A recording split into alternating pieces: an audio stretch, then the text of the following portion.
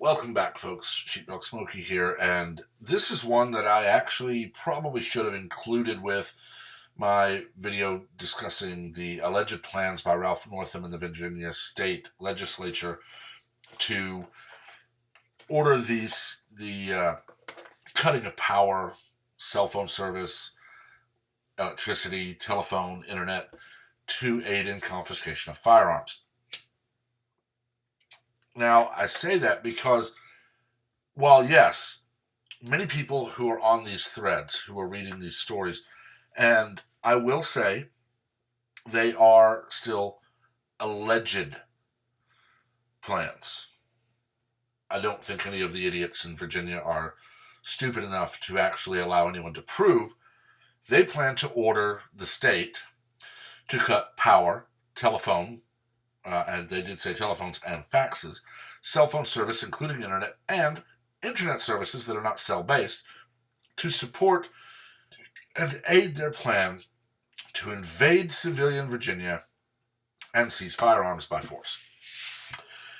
And there's a couple of reasons that, should they actually go forward with this, they should fail. The first one is on the screen now. And yes, I know I've said before I'm trying to quit smoking. I am still trying. First one I've had in about, well, I've had 3 today. That cough is why I'm trying to quit. But Article 6, Paragraph 2 of the United States Constitution is commonly referred to as the Supremacy Clause.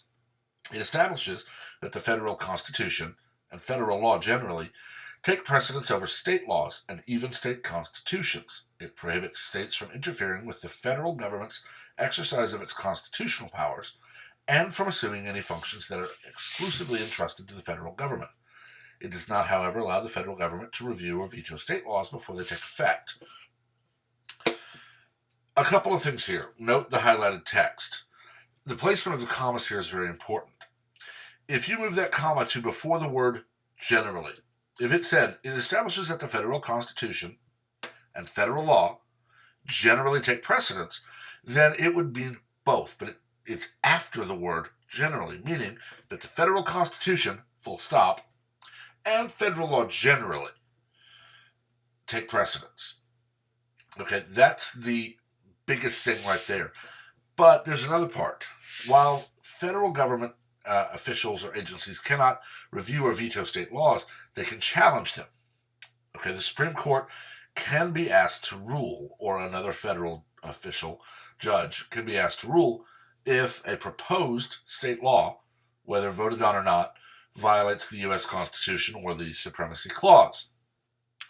And I bring this up because the Second Amendment is very clear.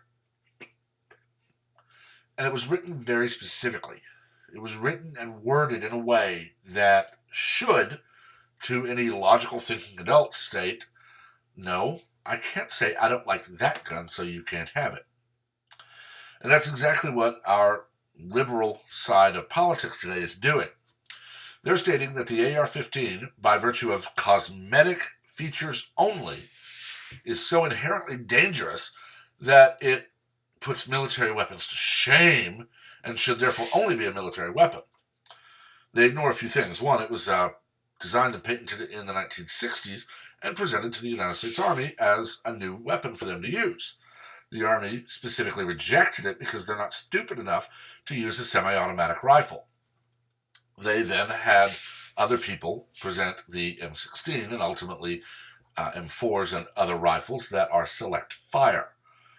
And there's a very specific difference in a semi-automatic firearm and a select fire firearm. A semi-automatic firearm has 2 settings, safe and fire. Fire, you pull the trigger, 1 round is fired. You could super glue that trigger down. It would never fire another bullet unless you illegally modified it. It literally means I must pull the trigger every time I want a bullet to fire. Now, yes, there are people who have invented bump stocks. I personally hate bump stocks for a couple of reasons. One, they waste ammunition. I'm not rich. I'm not Brandon Herrera with 10,000 rounds of ammunition that he could put through what is essentially a slam fire rifle. Watch his video that came out today. It's very entertaining. And Brandon, if you see this, well, I'd love to come shoot. You've got some amazing weapons that I would love to learn about. I don't know that you'll ever see it, but firing more than one bullet with a single pull of the trigger is designated as a machine gun. A great example of this, Matt Carricker, Demolition Ranch, another amazing YouTuber. Matt, if you ever see this, I would love to come shoot. I don't expect him to see this until maybe years down the line. But Matt has some pistols that are quite old. Okay, you have to put a percussion cap onto the pistol before it will fire. It's actually the firearm that coined the term half-cocked, because you can half-cock the pistol and it will still not fire, so you don't go off half-cocked. But I'm getting ahead of myself. He set up a scenario where he basically had a Rube Goldberg using firearms. He would fire one round, which would hit a plate, which would engage a mechanism to drop a weight that pull the trigger on the next one, and the next one, and the next one, and the next one, down the line. And technically, under the official definition of anything that causes multiple shots out of a firearm with the single pull of a trigger is a machine gun. His initial setup, where he fired a 9mm at it and hit the first plate, would have constituted that. He says as much in the video, although he's far more entertaining than I am. But I'm getting off topic. You have to be able to literally pull the trigger one time and fire more than one round. Uzi, MAC-10. I forget the rifle Brandon talked about today that's basically a slam fire rifle. But those are machine guns. And while not illegal, you have to go through a lot of government red tape to legally own one. Matt has gone through the process of getting the license. Brandon is also licensed to own that. They legally own them. And back to the supremacy clause, this says that because there are federal regulations, a state may not say federal law does not apply here, our law does. It's very specific. The Constitution was written with the word arms. And that's very specific, because the musket was not the pinnacle of firearms technology in 1775, when King George's men showed up at Lexington and Concord and ordered the colonies to disarm. We all know what happened there. We all know what happened about a year later when we became the republic that we are today. There was also the puckle gun, a crew-served rapid-fire weapon. Repeating rifles were already a thing. They weren't what they are today. Repeating rifles aren't what they'll be in 100 years. Henry is doing amazing work with them, and they'll continue to do so. But the concept of advancing past the musket was already well on its way. And that's the reason it was said as arms. Some of the founders went on to write that the common man ought to be as well armed as the military that may one day be ordered to subjugate the people. Literally saying if the military can have a tank legally, so should any American citizen. Now, granted, I can't afford an M1A Abrams tank. Can't afford a Sherman anti-tank vehicle. Can't afford an M16. Can't afford an F-16. Can't afford most of it. But literally, economics should be the only thing that prohibits me buying what the Army, Navy, Air Force, and Marines may one day be handed and told, go disarm this man, go make him a subject. There's another thing that comes into play with the Supremacy Clause, and that is the Fourth Amendment. Let's take a look at it. Amendment 4. The right of the people to be secure in their persons, houses, papers, and effects against unreasonable searches and seizures shall not be violated, and no warrants shall be issued but upon probable cause, supported by an oath or affirmation, and particularly describing the place to be searched and the persons or things to be seized. What this means, Governor Northam, is that under Article 6, Paragraph 2 of the U.S. Constitution, you cannot legally say, cut the power to this neighborhood, go search all the homes, and seize guns. You must specifically name the exact location. 123 Main Street, Richmond, Virginia.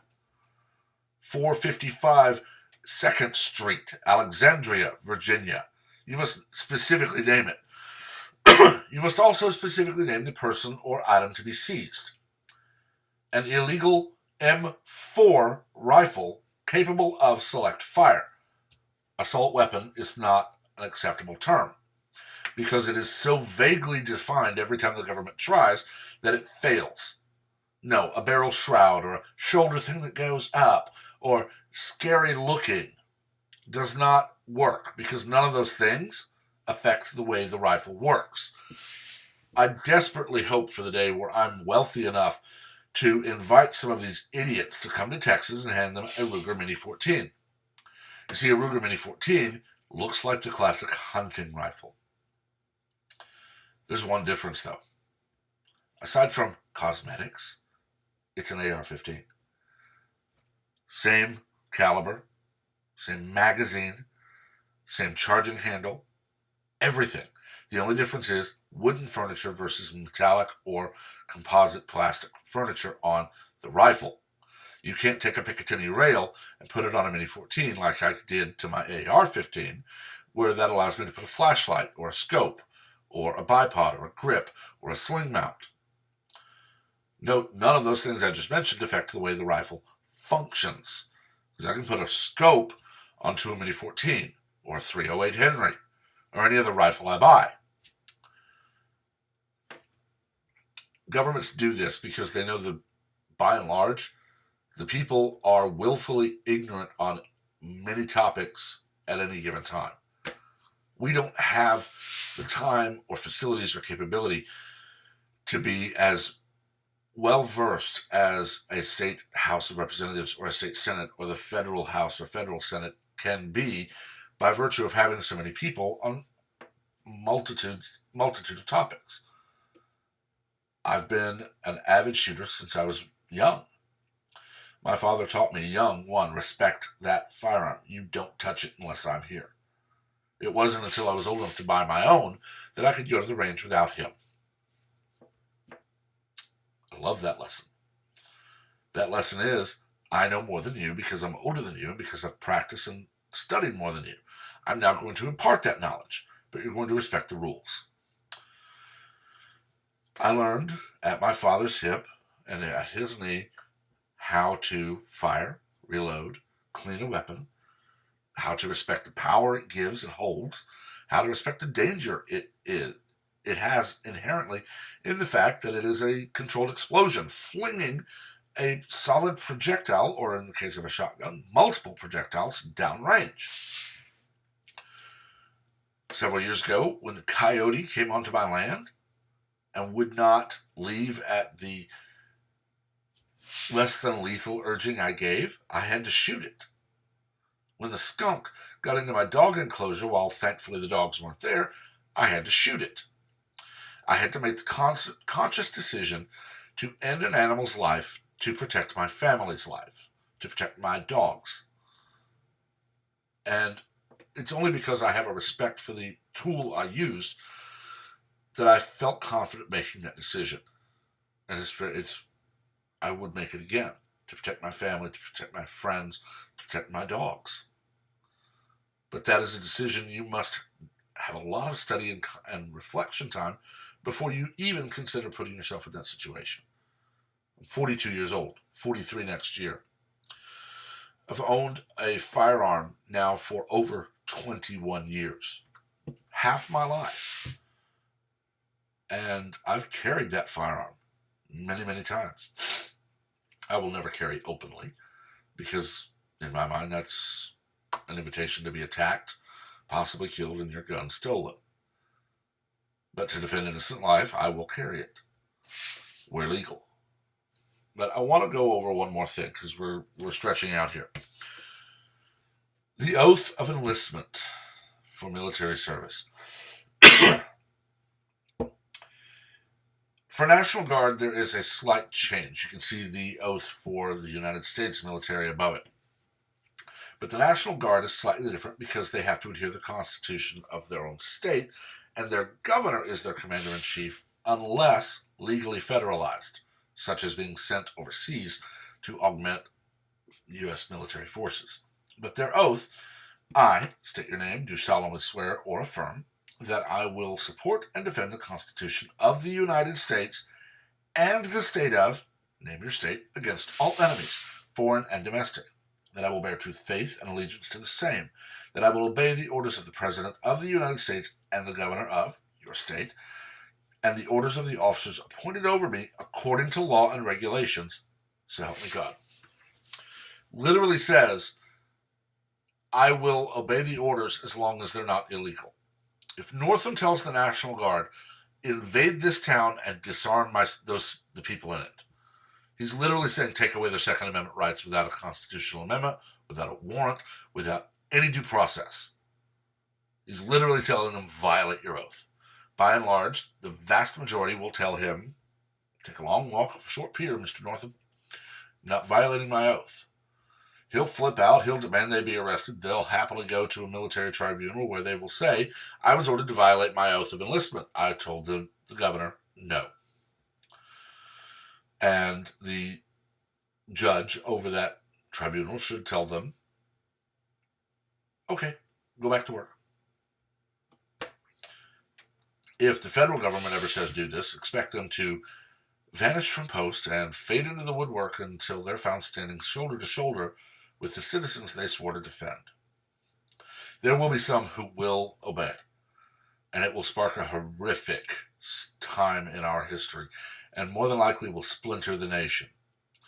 The day that Governor Northam gives that order and anyone obeys it is the day I call on my state house, my state senate, and my governor to issue a Declaration of Independence for the Republic of Texas. Because that is the day that officially the United States Constitution has been deemed dead. There's a reason we are the shining city on the hill, as President Reagan called us. There's a reason we are a bastion of freedom. There's a reason people all over the world dream of coming to the United States. And that's because we are unique. The UK, Russia, the Middle East, even Israel, the Pacific, look at Hong Kong, look at New Zealand after Christchurch, look at Australia, look at Japan or China. All of them are technically a form of democracy, but the citizens can be told, time to obey, time to comply or die. We've heard reports coming out of Hong Kong where people are literally saying, we want to be free. Journalists are pepper sprayed for asking for a police officer's name. Children are handcuffed and arrested. People vanish. Scattered reports that organs are being harvested from those who are arrested. Because China doesn't want to lose Hong Kong. You don't think that would happen here. The second anyone gets into power who believes, I have the right to rule, then you're a moron. That said, I'm going to end this. I've been going almost 20 minutes. I'm tired of talking. Let me know what you think. Keep the comments civil. There have been a few recently that have towed the line, walked right up, nudged that line with a toe and said, okay, I'm gone far enough. I generally respond mockingly or comedically, and then if the person doubles down, I block them. But I will not tolerate abuse, bullying, or any of the sort in the comment thread. You can disagree with me all you want, but do so civilly. We're adults. We should be able to converse about things we disagree on, even vehemently, as adults. If you prove you have no ability to do that, then you prove you have no right to be on my thread. As always, please leave a like, please subscribe so that I can maybe one day make a go of this thing. I will leave all the links that I've mentioned here and used here in the description. And until next time, everyone have a wonderful day.